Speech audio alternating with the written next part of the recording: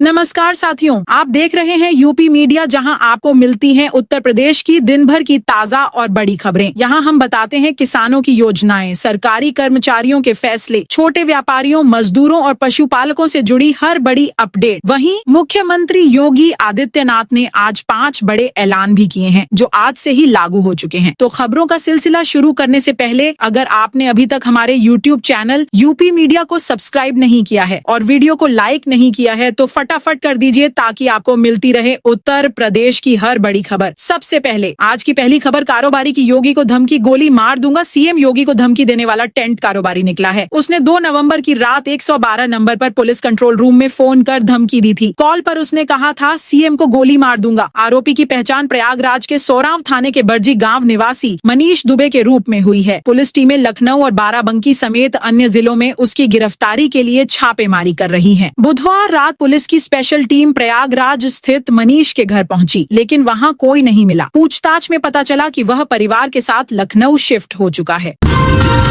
UP में अप्रैल से जुलाई के बीच होंगे पंचायत चुनाव। प्रदेश में त्रिस्तरीय पंचायत चुनाव अप्रैल से जुलाई 2026 के बीच कराए जाएंगे। राज्य निर्वाचन आयोग ने पंचायत चुनाव तय समय पर कराने की पूरी तैयारी कर ली है। राज्य सरकार की ओर से जैसे ही SC/ST के आरक्षण का निर्धारण कर वार्ड, ब्लॉक और जिला पंचायतें आरक्षित कर दी जाएंगी, आयोग चुनाव प्रक्रिया शुरू कर देगा। उधर आयोग ने पंचायत चुनाव में चुनाव खर्च की सीमा बढ़ाई है। साथ ही उम्मीदवारों के लिए आवेदन शुल्क और जमानत राशि भी बढ़ाई गई है। 40,000 कर्मियों को सरकार का बड़ा गिफ्ट। निगम, निकाय और परिषदों के करीब 40,000 कर्मचारियों को उत्तराखंड में धामी सरकार ने बड़ा गिफ्ट दिया है। इन कर्मचारियों के DA को बढ़ाने की मंजूरी मिल गई है। सीएम पुष्कर सिंह धामी ने 7वां वेतनमान पाने वाले इन संस्थानों के कार्मिकों का DA 55 से बढ़ाकर 85% करने के प्रस्ताव को स्वीकृति प्रदान कर दी है। ये बढ़ोतरी 1 जुलाई 2025 से मूल वेतन में जुड़ेगी। इससे इन कार्मिकों में खुशी की लहर है। लंबे समय से इन संस्थानों में DA बढ़ोतरी की मांग उठ रही थी। यति नरसिंहानंद बोले, इस्लाम को धरती से खत्म कर देंगे। डासना मंदिर के प्रमुख और श्री पंचदशनाम जूना अखाड़े के महामंडलेश्वर यति नरसिंहानंद ने बुधवार को एक बार फिर विवादित बयान दिया है। इस बार उन्होंने इस्लाम और मुसलमानों पर तीखा प्रहार किया है। गाजियाबाद के दूधेश्वर नाथ मंदिर में संत समागम में मंच से महामंडलेश्वर ने यह बात कही है। इससे पहले भी वह लगातार इस्लाम को लेकर विवादित बयान दे चुके हैं। यति नरसिंहानंद गिरी ने मंच से कहा कि सम्मेलन में महाराज जी को प्रणाम करने आता हूँ, माँ और महादेव, और उनके बाद यदि कोई धरती पर है तो हरि गिरी जी महाराज और फिर नारायण गिरी जी महाराज। मैं बहुत कम लोगों से अपना रिश्ता रखता हूँ। महाविनाश की बेला है, हम सनातन के सूर्यास्त पर हैं।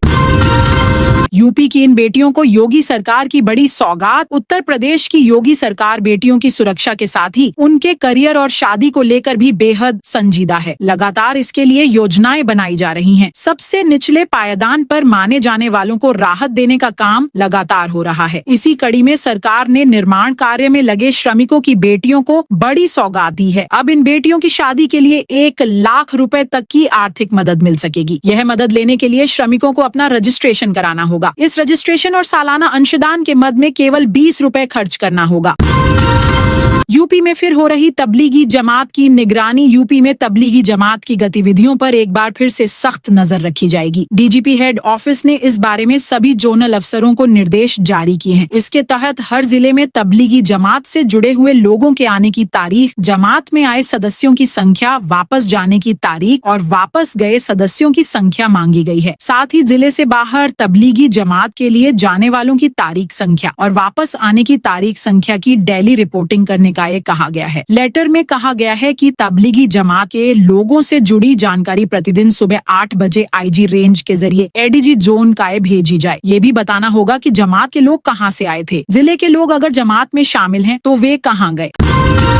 काशी में सीएम योगी ने देखी PM विजिट की तैयारियां। मुख्यमंत्री योगी आदित्यनाथ 2 दिवसीय वाराणसी दौरे के दूसरे दिन PM नरेंद्र मोदी के आगमन की तैयारियां देख रहे हैं। सीएम ने गुरुवार सुबह सबसे पहले PM के हाथों लोकार्पित और शिलान्यास होने वाले प्रोजेक्ट की सूची देखी। इसके बाद सभी विभागीय अधिकारियों को प्रोजेक्ट की रिपोर्ट के साथ 11 बजे सर्किट हाउस सभागार में तलब किया। प्रधानमंत्री नरेंद्र मोदी के दौरे पर पुख्ता इंतजाम और शहर की कवायद को खुद परखा। कुछ देर बाद सीएम योगी बनारस रेलवे स्टेशन पहुंचेंगे और वहां रेलवे की तैयारियां जानेंगे। यहीं से PM मोदी वंदे भारत ट्रेनों को हरी झंडी दिखाएंगे।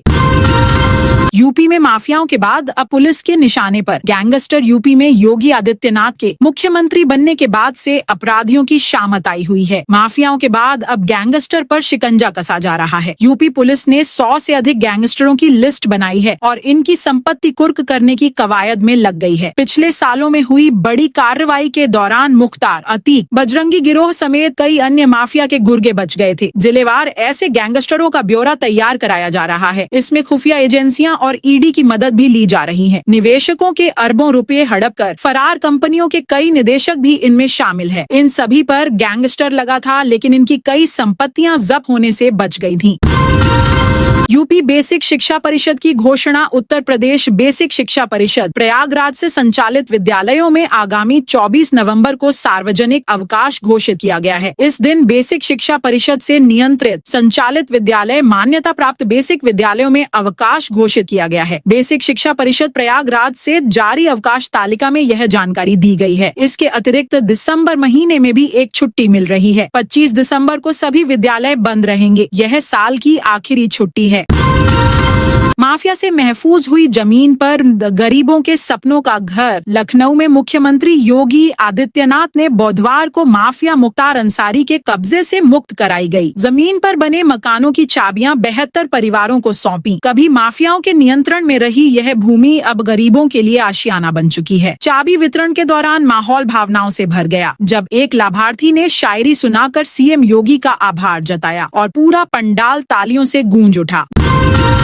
बीएलओ 3 बार घर पहुंचेंगे। मुजफ्फरनगर में 22 साल बाद मतदाता सूचियों का विशेष गहन पुनरीक्षण अभियान शुरू हो गया है। मुजफ्फरनगर में यह प्रक्रिया 4 नवंबर से शुरू होकर जारी है। इस दौरान बीएलओ बूथ लेवल अधिकारी घर घर जाकर मतदाताओं की जानकारी का सत्यापन कर रहे हैं। अभियान का उद्देश्य यह सुनिश्चित करना है कि आगामी चुनावों में कोई भी पात्र नागरिक वोट देने के अधिकार से वंचित न रहे और मतदाता सूची में कोई फर्जी या गलत नाम दर्ज न हो। स्मार्ट मीटर से घटने के बजाय बिजली का बिल बढ़ा। उत्तर प्रदेश में राज्य विद्युत उपभोक्ता परिषद ने दावा किया है कि उपभोक्ताओं के घरों में स्मार्ट प्रीपेड मीटर लगने के बाद से उनकी बिजली की खपत बढ़ गई है। हालांकि उनका खर्च कम हो जाना चाहिए, क्योंकि स्मार्ट प्रीपेड मीटर उपभोक्ताओं को बिजली में 2% की रियायत दी जाती है। उपभोक्ता परिषद के अध्यक्ष अवधेश कुमार वर्मा ने पावर कॉर्पोरेशन से मांग की है कि वह बीते साल के महीनों में उपभोक्ताओं के कुल खर्च का आंकड़ा जारी करे, जब उनके घरों में पोस्टपेड मीटर लगे थे, और उन्हीं महीनों में इस साल का आंकड़ा जब उनके यहाँ प्रीपेड मीटर लग गए हैं।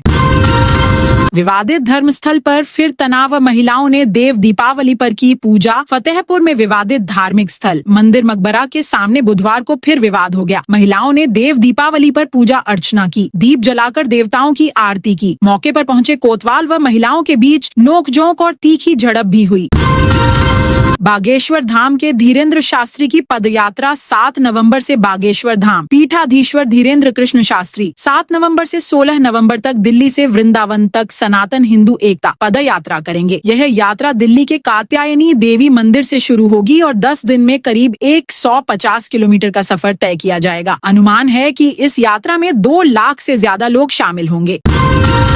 सिंगर मासूम शर्मा की यूपी पुलिस के साथ झड़प। उत्तर प्रदेश में एक रामकथा में हरियाणवी सिंगर मासूम शर्मा की यूपी पुलिस के साथ बहस की वीडियो तेजी से वायरल हो रही है। इसमें यूपी पुलिस सिंगर के रिश्तेदार को मंच से धक्के मारकर नीचे उतारते और खींच कर ले जाती दिख रही है। कार्यक्रम में मासूम की एंट्री बॉलीवुड सिंगर मिक्का सिंह के साथ हुई। यह पूरा विवाद किस बात को लेकर हुआ, यह अभी स्पष्ट नहीं है। वीडियो में जिस शख्स को यूपी पुलिस ने धक्के मारकर खींच कर ले जाती दिख रही है, वो मासूम शर्मा के जीजा करमू के भाई धर्मू हैं, जो सोशल मीडिया इन्फ्लुएंसर हैं और देसी पत्रकार के तौर पर जाने जाते हैं। प्रदेश में सर्दी का आगमन। इन 12 जिलों में 15 डिग्री के नीचे गया रात का तापमान। उत्तर प्रदेश में अब धीरे धीरे रातें सर्द होनी शुरू हो गई हैं। बुधवार को प्रदेश भर में पूरब से पश्चिम तक के लगभग 12 जिलों में रात का पारा 15 डिग्री सेल्सियस के नीचे आ गया। बुधवार का प्रदेश भर में मौसम साफ रहा और दिन में गुनगुनी धूप खिली। मौसम विभाग का कहना है कि आने वाले 3-4 दिनों में प्रदेश भर में रात के तापमान में 3 से 5 डिग्री तक की गिरावट आएगी। हालांकि दिन के अधिकतम तापमान में अभी कोई खास बदलाव का पूर्वानुमान नहीं है। वहीं पूर्वांचल और तराई के इलाकों में सुबह के वक्त धुंध और कोहरा छाए रहने की संभावना है।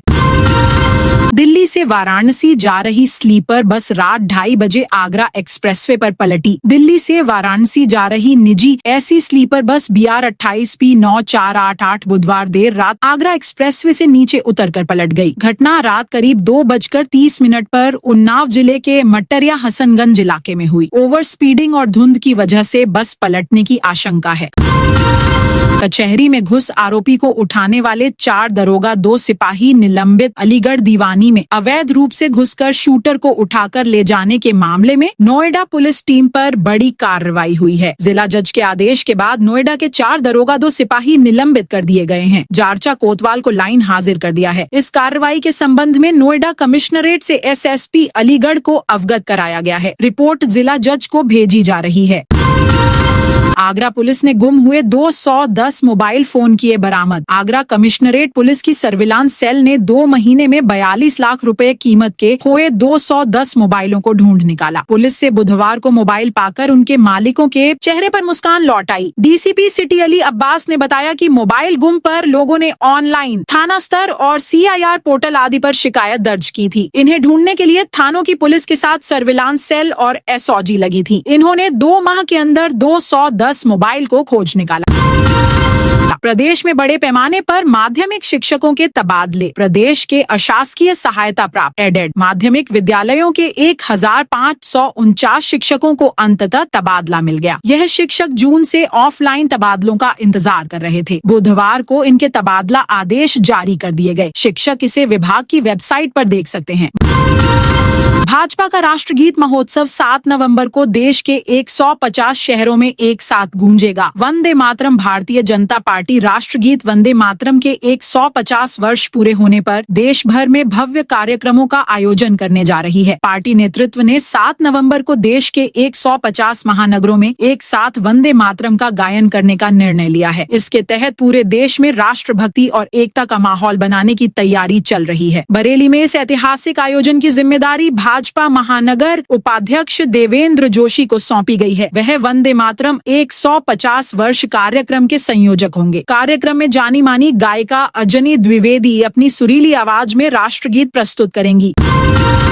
यूपी बोर्ड की 10वीं 12वीं की परीक्षा की तारीखों की घोषणा। उत्तर प्रदेश माध्यमिक शिक्षा परिषद से संचालित हाई स्कूल और इंटरमीडिएट बोर्ड की परीक्षाओं के तारीखों की घोषणा कर दी गई है। यह परीक्षा 18 फरवरी से 12 मार्च के बीच होगी। कार्यालय सचिव माध्यमिक शिक्षा परिषद उत्तर प्रदेश प्रयागराज ने इस संबंध में जानकारी दी है, जिसके अनुसार हाई स्कूल की परीक्षा बुधवार 18 फरवरी को पहले दिन हिंदी का पेपर होगा। 19 फरवरी को कंप्यूटर और सिलाई विषय की परीक्षा होगी। शुक्रवार 20 फरवरी को सामाजिक विज्ञान का पेपर है। यूपी के इस शहर से नए साल में नवी मुंबई के लिए नियमित उड़ान। नए साल में बरेली नवी मुंबई के बीच नियमित उड़ान शुरू हो जाएगी। इस संबंध में सिविल एनक्लेव बरेली और एयर इंडिया एक्सप्रेस के बीच अनुबंध हो गया है। नवी मुंबई एयरपोर्ट पर स्लॉट के साथ भारतीय विमानपत्तन प्राधिकरण का अनापत्ति प्रमाण पत्र NOC भी मिल गया है।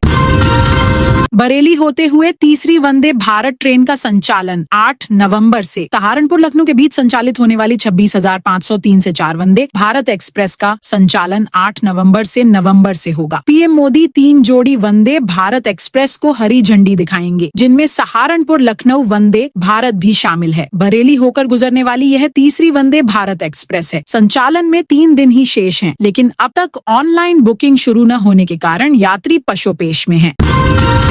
महंत नरेंद्र गिरी के सुरक्षा कर्मी की चार्जशीट अगले हफ्ते तक होगी दाखिल। अखिल भारतीय अखाड़ा परिषद के पूर्व अध्यक्ष महंत नरेंद्र गिरी की मौत के मामले में एंटी करप्शन ने कार्रवाई तेज कर दी है। महंत नरेंद्र गिरी के करीबी माने जाने वाले सुरक्षा कर्मी अजय सिंह के खिलाफ अगले हफ्ते वाराणसी के एंटी करप्शन कोर्ट में चार्जशीट दाखिल करने की तैयारी है। सूत्रों के मुताबिक जाँच में पता चला है कि अजय सिंह ने वैध आय के मुकाबले 22.5% अधिक संपत्ति अर्जित की है। अब रामलीला मैदान में 5 दिसंबर को होगी महारैली। प्राथमिक स्तर के सभी शिक्षकों के लिए शिक्षक पात्रता परीक्षा TAT अनिवार्य किए जाने के विरोध में 9 राज्यों के संगठन टीचर फेडरेशन ऑफ इंडिया की रामलीला मैदान दिल्ली में महारैली अब 5 दिसंबर को होगी। इस रैली की सफलता के लिए जिले में जनसंपर्क तेज करने के साथ ही 9 नवंबर को लखनऊ में उत्तर प्रदेशीय प्राथमिक शिक्षक संघ के सभी जिलाध्यक्ष व महामंत्री की बैठक भी आहूत की गई है। मुस्कान के माँ बाप का बिजनेस तबाह, भाई की नौकरी गई। मेरठ के सौरभ हत्याकांड के बाद 8 महीने से मुस्कान और उसका बॉयफ्रेंड जेल में है। मुस्कान का मायका ब्रह्मपुरी के इंदिरा नगर में है। 5 नवंबर को घर पर लिखा गया मकान बिकाऊ है। मुस्कान के पिता प्रमोद रस्तोगी यहाँ अपनी पत्नी कविता, बेटे और बेटी के साथ रहते हैं। वो इस घर को बेचने के बाद कहाँ शिफ्ट होंगे? इसके जवाब में वह कहते हैं, अब मेरठ में हम नहीं रहेंगे, ये शहर छोड़ देंगे। इसके साथ हमारी बुरी यादें जुड़ी हैं। तो दोस्तों, यह थी आज यूपी के सभी जिलों की खबरें। आप इस वीडियो को कौन से जिले से देख रहे हैं, उस जिले का नाम बताइए।